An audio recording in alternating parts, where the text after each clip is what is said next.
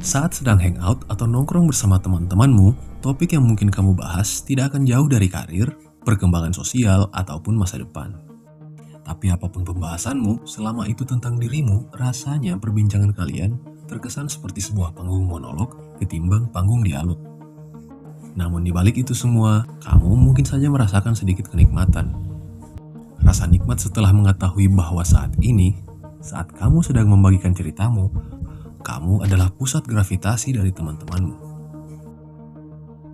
Semuanya nampak jelas dari bagaimana cara mereka mendekatkan diri, memperbaiki posisi duduk, bersemangat untuk mendengarkan lebih jauh cerita, dan pembahasan tentang pencapaian, pemikiran, bahkan kehidupanmu.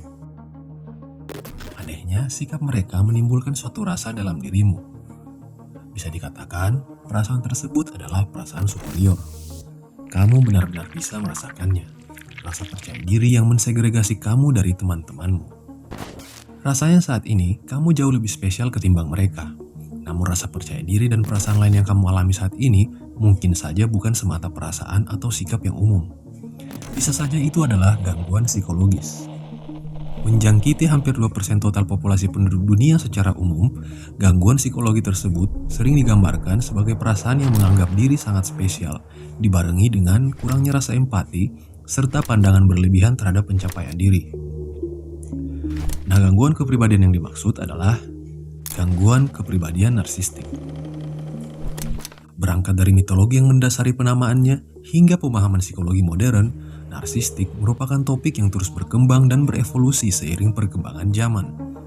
Lantas, apa kamu sudah cukup aware terhadap ciri narsistik yang mungkin saja ada pada dirimu atau orang-orang di sekelilingmu?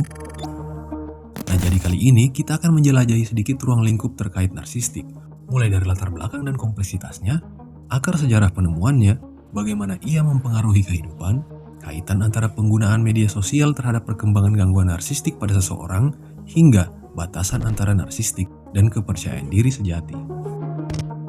Oke, sebelum lebih jauh, mari coba kita hadirkan satu pertanyaan dalam benak kita. Apa itu narsistik? Kita sudah umum mendengar sebutan narsis. Penggunaan kata ini adalah bentuk kata tidak baku dari kata narsistik. Dalam Kamus Besar Bahasa Indonesia, narsistik merupakan kepedulian yang berlebihan pada diri sendiri yang ditandai dengan adanya sikap arogan, percaya diri, dan egois. Dalam dunia psikologi, narsistik disebut sebagai gangguan kepribadian narsistik atau narcissistic personality disorder. Menurut Diagnostic and Statistic Manual Mental Disorder atau DSM-5, orang dengan gangguan kepribadian narsistik sering bersikap dramatis, emosional, atau dalam mood state yang tidak menentu. Jadi dapat dikatakan, narsistik merupakan gangguan kepribadian yang menganggap diri sendiri lebih baik dari orang lain atau mencintai diri sendiri secara berlebihan. Orang narsistik memandang orang lain lebih rendah, serta kurang memiliki rasa empati.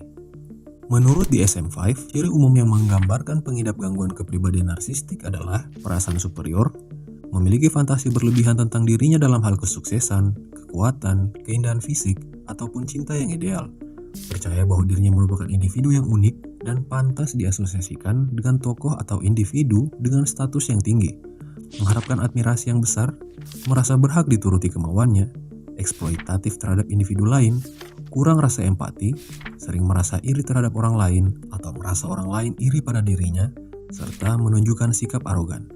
Gangguan kepribadian narsistik tergolong langka, hanya 1-5% orang saja yang didiagnosis sebagai pengidapnya. Tapi, studi di Journal of Clinical Psychiatry pada tahun 2020 menyebutkan setidaknya ada 60% di antara pengidapnya juga memiliki gangguan lain seperti depresi atau anxiety. Selain itu, 50-75% pengidapnya adalah laki-laki. Para ahli berpendapat bahwa perasaan yang umumnya muncul bukan sekedar merasa diri sangat spesial. Lebih dari itu, bahkan pengidapnya bisa merasa bahwa seluruh semesta seakan-akan berputar mengelilinginya. Mindset tersebut dapat mengarahkan pada hal yang lebih buruk, mulai dari perilaku yang bermasalah, ketegangan dalam hubungan sosial, bahkan penurunan kesehatan mental jangka panjang.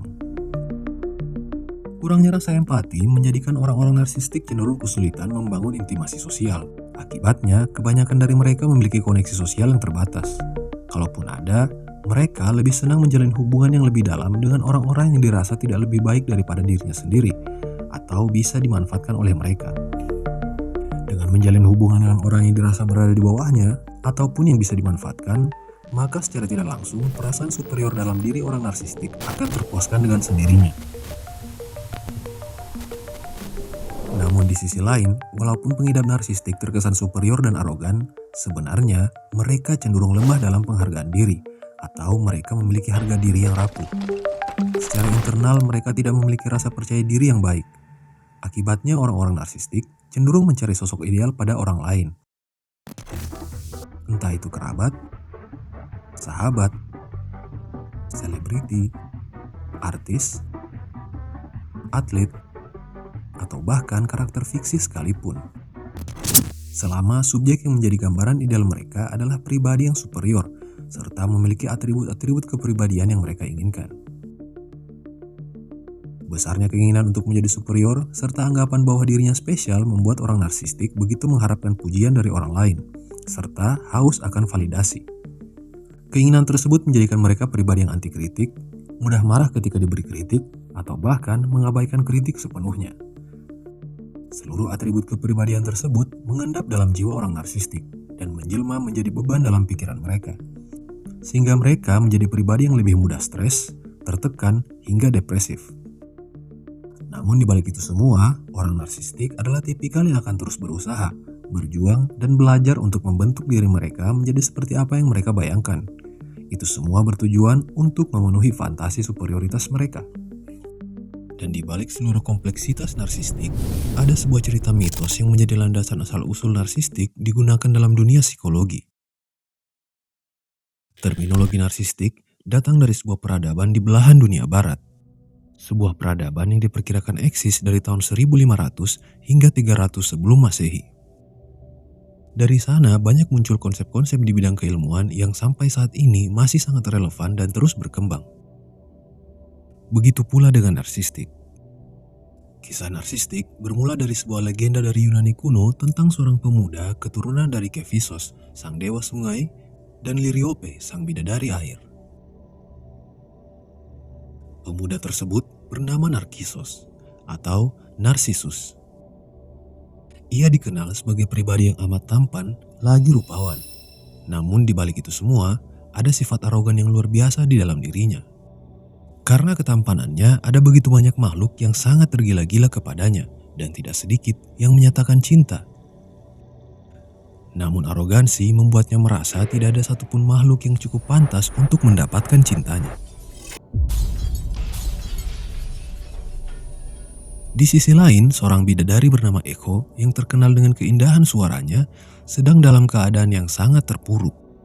Ia baru saja dihukum oleh Hera, istri Zeus, karena menuruti permintaan Zeus untuk mengalihkan perhatian Hera dengan nyanyiannya selagi Zeus pergi bermain dengan para bidadari. Kutukan Hera membuat Echo kehilangan kemampuan untuk dapat berbicara dan hanya bisa mengucapkan kata-kata terakhir yang baru selesai diucapkan oleh orang lain.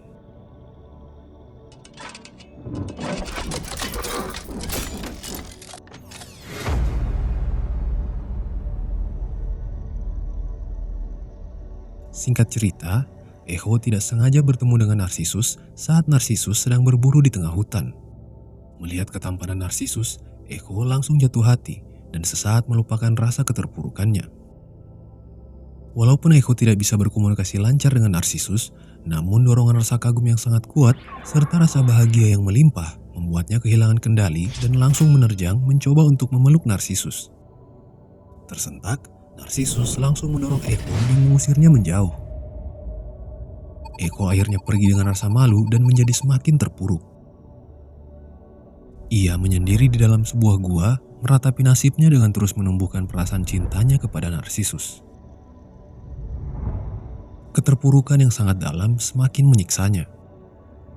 Echo pun kehilangan nyawa, meninggalkan tulang belulangnya yang membatu dan suaranya yang mendiami gua dan lembah. Di sisi lain, teman-teman Echo sesama bidadari yang juga pernah ditolak Narsisus ternyata menyaksikan kondisinya dan mengetahui perlakuan Narsisus. Mereka yang turut merasakan kesedihan yang dirasakan Echo berdoa kepada Nemesis, sang dewi pembalasan. Mereka meminta agar Narsisus dihukum dengan kutukan yang membuatnya merasakan perihnya cinta yang tak berbalas. Nemesis yang memangku jabatan sebagai dewi pembalasan dengan senang hati menjawab doa para bidadari. Ia menurunkan kutukan yang membuat Narsisus jatuh cinta pada bayangan dirinya sendiri yang terpantul di atas permukaan danau.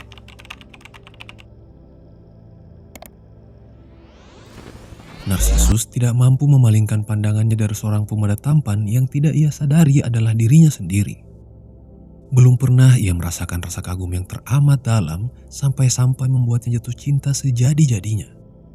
Narsisus menghabiskan seluruh waktunya di tepian danau tanpa pernah sedikit pun beranjak dan berakhir menemui ajalnya. Setelah beberapa waktu, tubuh Narsisus yang sudah tidak bernyawa berubah menjadi sekumpulan bunga yang dikenal dengan nama bunga dafodil. Carolus Linnaeus, sang bapak taksonomi modern, menamai genus bunga dafodil dengan nama Narsisus. Kisah Narsisus tersebut menggambarkan sebuah kisah tragis tentang rasa cinta yang berlebihan terhadap diri sendiri. Pada tahun 1907, Havelock Ellis, seorang dokter dari Inggris, menggunakan istilah narcissism dalam esainya yang berjudul Studies in the Psychology of Sex. Ia meminjam metafora mitos Yunani tentang Narsisus untuk menggambarkan kecenderungan asupan seksual seseorang terhadap diri sendiri dan bukan terhadap objek eksternal. Beberapa tahun kemudian, tepatnya pada tahun 1914, Sigmund Freud mengembangkan konsep narsistik yang digagas Ellis dan mempopulerkan narsistik sebagai istilah dalam dunia psikologi. Ia juga menyatakan bahwa narsistik adalah fase normal dalam perkembangan manusia yang ia sebut sebagai primary narcissism, sebuah fase yang dialami sebelum masa orientasi seksual dewasa.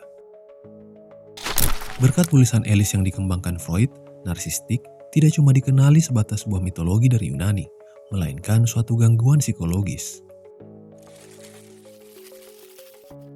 Seperti yang sudah disebutkan di awal, dalam dunia kesehatan atau gangguan mental, narsistik hanya memiliki satu jenis diagnosis, yaitu narcissistic personality disorder. Tapi di balik hal negatif terkait narsistik, apakah secara keseluruhan narsistik itu buruk? Dalam hal ini, para peneliti membagi proporsional narsistik menjadi dua bagian, yaitu narsistik adaptif dan maladaptif. Sederhananya, ada beberapa personality trait narsistik yang dapat membantu produktivitas ataupun mengganggu produktivitas pengidapnya. Narsistik adaptif merujuk pada aspek sifat narsistik yang membantu dalam hal terkait produktivitas, seperti rasa percaya diri yang tinggi, tidak bergantung pada orang lain atau mandiri, serta kemampuan dalam menghargai pencapaian diri. Sedangkan narsistik maladaptif sebaliknya justru menghambat produktivitas diri, seperti emosi yang menggebu-gebu, agresif, bahkan kecenderungan dalam memanfaatkan orang lain atau perilaku manipulatif. Nah, umumnya ketika membahas narsistik, maka orang-orang kebanyakan merujuk pada kelompok narsistik maladaptif. Lebih lanjut, para ahli mengemukakan bahwa terdapat 5 jenis tipe narsistik.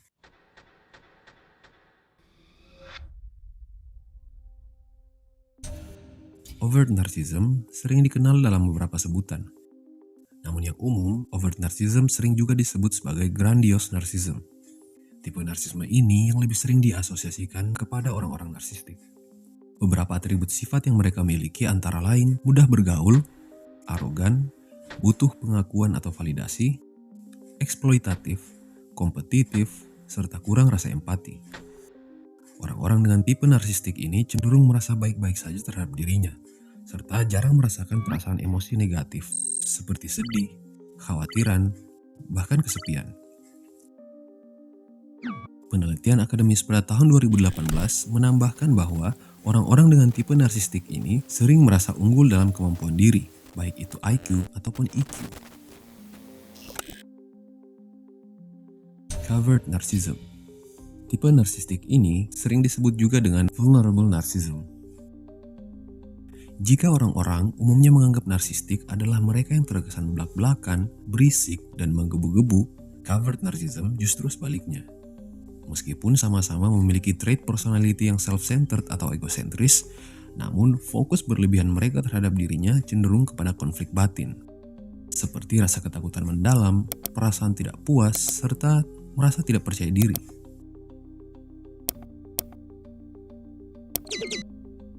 Sebuah jurnal pada tahun 2017 mengemukakan bahwa tipe narsistik ini berkaitan erat dengan emosi yang tidak mengenakan. Orang dengan tipe narsistik ini sulit menerima kritik. Kebalikan dari overt narcissism, tipe narsistik ini lebih sering mengambil hati atau berlebihan dalam menerima kritik. Beberapa atribut yang dimiliki oleh covert narcissism adalah rendahnya self-esteem, kurangnya rasa percaya diri, cenderung mudah terserang anxiety, depresi dan rasa malu, introvert, insecure, lebih defensif dengan cara menghindar atau menutup diri, serta kecenderungan dalam bersikap playing victim. Antagonistic narcissism. Beberapa penelitian menganggap bahwa tipe narsistik ini merupakan subtipe dari overt narcissism. Hal ini didukung dengan kesamaan kecenderungan dalam persaingan dan kompetitif. Atribut sifat yang dimiliki dari antagonistic narcissism antara lain arogansi, kecenderungan dalam memanfaatkan orang lain atau manipulatif, cenderung bersikap kompetitif kepada siapa saja, dan sering menolak argumen. Orang-orang dengan tipe narsistik ini memiliki tingkat kepercayaan yang rendah terhadap orang lain atau sulit mempercayai orang lain. Sampai di sini mungkin kesannya perbedaan antara overt narcissism dan antagonistic narcissism hampir tidak ada. Keduanya sama-sama kasat mata dalam berperilaku narsis, serta memiliki basis yang sama yaitu perasaan superior yang tidak realistis. Letak perbedaannya adalah dari bagaimana cara mereka mengekspresikan perasaan tersebut, di mana antagonistik jauh lebih konfrontatif, agresif, provokatif, dan suka menantang. Communal narcissism. Jenis narsistik yang satu ini, seperti antagonistik narcissism, merupakan turunan dari overt narcissism yang terbuka dan terang-terangan. Namun, communal narcissism tidak begitu serampangan dalam berperilaku narsis. Dari namanya, kita dapat menemukan bahwa narsistik yang satu ini lebih aktif dalam situasi komunal atau kelompok. Jika tipe narsistik yang lain cenderung menegasikan orang lain di sekitarnya, communal narcissism tidak begitu menampakkan egosentriknya, bahkan akan dengan sukarela mengesampingkan dirinya demi kepentingan bersama.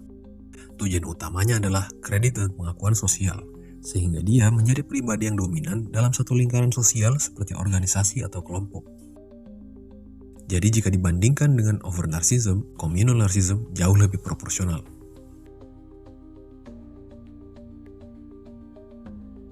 Malignant narcissism. Tipe narsistik ini merupakan bentuk narsis yang paling berat. Orang dengan tipe narsistik ini mungkin memiliki sifat yang mirip-mirip dengan tipe narsisme pada umumnya. Namun malignant narcissism bisa dikatakan sebagai gabungan dari jenis-jenis narsistik lain dengan intensitas yang ekstrim, terutama dalam covert narcissism. Atribut yang membuat orang dengan narsistik ini jauh lebih buruk adalah perilaku kebencian, sadis atau senang melihat orang lain menderita dan kesakitan, agresif dalam interaksi sosial, paranoia atau kekhawatiran berlebihan terhadap potensi bahaya yang akan menghinggapinya. Dan yang paling berbahaya adalah malignant narcissism memiliki kesamaan ciri dengan orang psikopatik, sama-sama tidak memiliki rasa empati, impulsif, serta manipulatif. Semuanya berada pada level yang tergolong tinggi. Dalam kasus yang parah, mereka bisa lebih mudah terlibat dalam masalah hukum dan penyalahgunaan obat-obatan. Orang dengan jenis narsistik ini akan lebih kesulitan dalam mengatasi rasa kecemasan atau anxiety dan kesulitan berfungsi baik dalam kehidupan sehari-hari atau kehidupan sosial. Lalu, apa penyebab gangguan kepribadian narsistik? Seperti sebuah puzzle dengan dua keping utama, penyebabnya adalah genetik dan pola asuh atau lingkungan. Otto Kernberg, seorang psikolog, menyatakan bahwa ada dua pola asuh ekstrim yang beresiko membuat anak-anak tumbuh menjadi pengidap gangguan kepribadian narsistik ketika dewasa. Pola asuh tersebut adalah overindulgent parenting dan neglectful atau cold parenting. Overindulgent parenting merupakan pola asuh orang tua di mana anak diberikan pujian berlebihan tanpa adanya capaian atau prestasi yang jelas. Selain itu juga menutup-nutupi kesalahan yang dilakukan oleh anak tanpa adanya konsekuensi alamiah atas perbuatannya. Hal-hal tadi berakhir membentuk seorang anak menjadi anak emas yang dianggap sempurna. Hasilnya mereka terlampau percaya diri dan merasa istimewa tanpa kausalitas yang jelas. Sedangkan neglectful atau cold parenting adalah pola asuh orang tua terhadap anak yang terlampau mengabaikan anak. Misalnya, minimnya keterlibatan secara emosional antara orang tua dan anak, Kekerasan atau curahan emosi negatif ekstrim terhadap anak, kritik dan tuntutan berlebih tanpa adanya dukungan yang konstruktif, serta mengabaikan kebutuhan-kebutuhan dasar lainnya seperti kasih sayang dan perhatian. Pola asuh ini berpotensi menumbuhkan gangguan kepribadian narsistik pada anak-anak, atau lebih jelasnya, anak-anak akan tumbuh menjadi seorang vulnerable narcissism. Nah, kedua pola asuh tersebut, meskipun berada di dua sisi yang berlawanan, namun keduanya seperti dua sisi koin yang sama-sama membuat anak membentuk false self atau jati diri palsu sebagai benteng pertahanan psikologis. Dua pola asuh tersebut melahirkan orang dengan gangguan kepribadian narsistik. Dan selain itu, faktor lingkungan serta sosial juga turut memperparah keadaan. Hal-hal tersebut mencakup media sosial sebagai amplifier narsistik, budaya viral instan, pandemi dan isolasi sosial, serta trauma bullying di masa kecil. Nah, hal-hal tadi bisa jadi katalisator bagi mereka yang sudah memiliki bakat narsistik. Studi di Universitas Stanford pada tahun 2022 menganalisis 50.000 pengguna media sosial selama 5 tahun. Hasilnya, pengguna menghabiskan lebih dari 3 jam per hari untuk editing dan kurasi selfie secara berlebihan, menghamba pada likes dan komen, membandingkan diri sendiri dengan orang lain di media sosial, dan kurang lebih ada 37% dari pengguna media sosial berpotensi mengembangkan trait personality narsistik. Dr. Sarah Conrad menyatakan bahwa media sosial adalah platform pemberi ganjaran palsu untuk perfeksionisme diri. Budaya instan menghinggapi berbagai ceruk kehidupan, salah satunya instant fame atau viral semalam. Peneliti di MIT Media Lab pada tahun 2022 menemukan pola menakutkan bahwa 1 dari 3 orang Gen Z percaya mereka akan jadi terkenal tanpa adanya alasan yang jelas. Hal ini merupakan gejala delusional fame syndrome yang berkaitan dengan narsistik. Ini memicu self-entitlement atau keyakinan bahwa mereka berhak mendapatkan ketenaran tanpa adanya usaha yang keras, konsistensi, serta ketahanan mental. Riset Journal of Abnormal Psychology pada tahun 2022 mengungkapkan bahwa isolasi sosial selama masa pandemi COVID-19 turut meningkatkan narsistik jenis vulnerable narcissism sebanyak 22%. Profesor David Kelly menyatakan bahwa ketidakmampuan interaksi fisik menciptakan hyper self-focus sebagai coping mechanism. Studi longitudinal Universitas Michigan tahun 2022 terhadap 1.200 partisipan menemukan 68% penderita narsistik melaporkan trauma pengalaman bullying yang signifikan.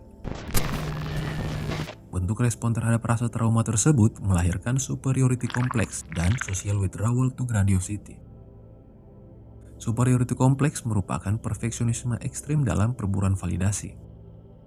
Sedangkan social withdrawal to grandiosity adalah fantasi keagungan diri sebagai upaya eskapisme rasa trauma. Selain itu, penelitian UCLA Brain Mapping Center pada tahun 2023 melakukan pemindaian otak terhadap korban bullying yang mengembangkan gangguan kepribadian narsistik. Hasilnya, ditemukan adanya aktivitas berlebih dan hipoksik pada bagian prefrontal cortex. Mereka secara harfiah mematikan rasa empati mereka untuk bertahan dari rasa sakit. Dan yang paling mengkhawatirkan adalah penelitian meta-analisis Cambridge University pada tahun 2023. Ditemukan adanya siklus di mana korban bullying berkembang menjadi pengidap gangguan kepribadian narsistik. Dan perilaku narsistik memicu perilaku bullying baru. Perlu digarisbawahi bahwa bullying tidak selalu menyebabkan gangguan kepribadian narsistik, tapi bisa jadi faktor resiko signifikan kelahiran gangguan kepribadian narsistik ataupun gangguan psikologi lainnya.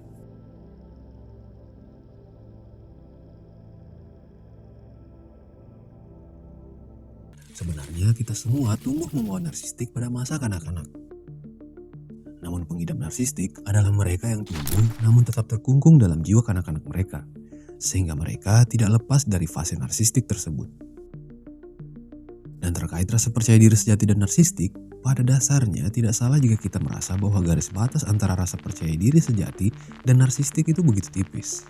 Karena kedua hal tersebut memiliki beberapa atribut yang serupa, serta perwujudannya yang hampir sama. Namun rasa percaya diri sejati datangnya dari perasaan genuine yang benar-benar menanamkan nilai-nilai kepercayaan diri. Sedangkan narsistik justru diwujudkan lewat sifat arogan yang didasari oleh perasaan insecure. Jadi sikap yang ditunjukkan oleh narsistik sejatinya tidak berlandaskan pada nilai rasa percaya diri, namun untuk menyembunyikan perasaan insecure. Sehingga secara perilaku, orang dengan gangguan kepribadian narsistik menunjukkan sikap percaya diri dengan cenderung banyak berbicara, dan ketika tidak suka terhadap sesuatu, maka mereka cenderung menyerang secara frontal atau mencemooh tanpa memikirkan situasi dan kondisi. Ini merupakan hal yang umum dilakukan oleh orang-orang dengan gangguan kepribadian narsistik. Setiap ucapan mereka akan berlandaskan pada keakuan semata dan menganggap tidak ada yang benar selain dirinya sendiri. Selain itu, mereka juga menyeratkan arogansi dalam setiap diksi dan kalimatnya. Terkadang jika orang lain tidak setuju dengan pendapat dan ucapan mereka, maka mereka akan cenderung mengangkat suaranya dengan tujuan untuk menjatuhkan dan mengintimidasi lawan bicara. Insecurity atau rasa inferior menjadi latar belakang perilaku narsistik, sehingga mereka tidak dapat menerima gagasan bahwa mereka salah dan cenderung menutup diri dari masukan dan sudut pandang yang berbeda. Hasilnya, jika tidak menyiasati salah satu perilaku tersebut, orang-orang narsistik akan kesulitan dalam berkembang. Biasanya, untuk terhindar dari situasi di mana mereka dapat disalahkan, mereka akan lebih banyak menghindari kontak sosial yang intim dengan orang lain, atau bahkan memutus satu rantai sosial yang mereka miliki. Dengan menjaga jarak ataupun memutus kontak sosial, mereka dapat menyembunyikan sifat tidak nyaman mereka terhadap situasi yang mereka hadapi. Rasa tidak terima bahwa diri mereka salah membuat mereka merasionalisasi kesalahan yang mereka buat, mencari pembenaran, meyakinkan diri mereka bahwa mereka tidaklah salah, dan kalaupun terbukti salah, mereka akan menegaskan bahwa kesalahan itu dipicu oleh orang lain. Sedangkan orang dengan rasa percaya diri sejati akan menerima jika mereka salah, sebab mereka tahu bahwa kesalahan bukanlah akhir. Justru dari situ mereka dapat melihat sudut pandang baru yang berbeda, sehingga mereka cenderung lebih mudah untuk berkembang dan value atas diri mereka tidak akan berkurang. Dengan sikap percaya diri yang sejati dan genuine, kita dapat lebih awas terhadap kekurangan yang kita miliki, serta akan lebih mudah menemukan dan mengembangkan bagian kemampuan yang dirasa masih kurang. Semua itu digagas lewat mudahnya orang dengan sikap percaya diri sejati untuk terbuka terhadap pendapat orang lain. Di sisi lain, perilaku kacamata kuda orang-orang narsistik jika tidak segera disadari akan memperparah stagnasi mereka. Untuk itu, banyak kasus di mana beberapa orang narsistik yang berhasil melewati masa-masa penolakan atas kesalahan yang mereka lakukan tadi dengan dibantu oleh lingkungan yang suportif. Dan terkadang mereka juga memiliki mentor atau orang lain yang mereka kagumi sebagai penuntun mereka. Jika berhasil, mereka akan semakin memperkuat keinginan mereka untuk berkembang. Namun hal tersebut bukanlah tolak ukur seseorang dengan gangguan kepribadian narsistik sudah lepas dari gangguan kepribadian mereka. Malah bisa jadi mereka terus tumbuh tanpa kehilangan sikap narsistiknya.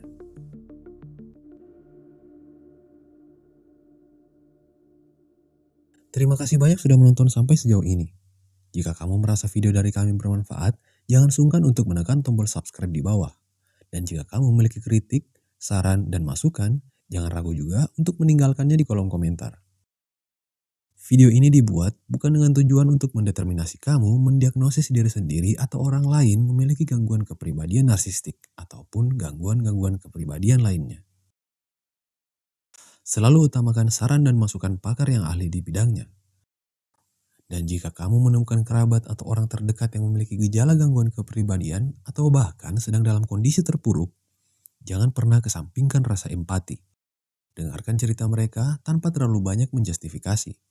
Sebab kita diberikan dua mata dan dua telinga yang lebih tinggi dari mulut untuk lebih mengutamakan mendengarkan dan memperhatikan sekeliling kita. Semoga kita jadi lebih paham tentang arti dan gejala gangguan kepribadian narsistik serta pentingnya kesehatan mental diri sendiri dan orang lain. Akhir kata, terima kasih.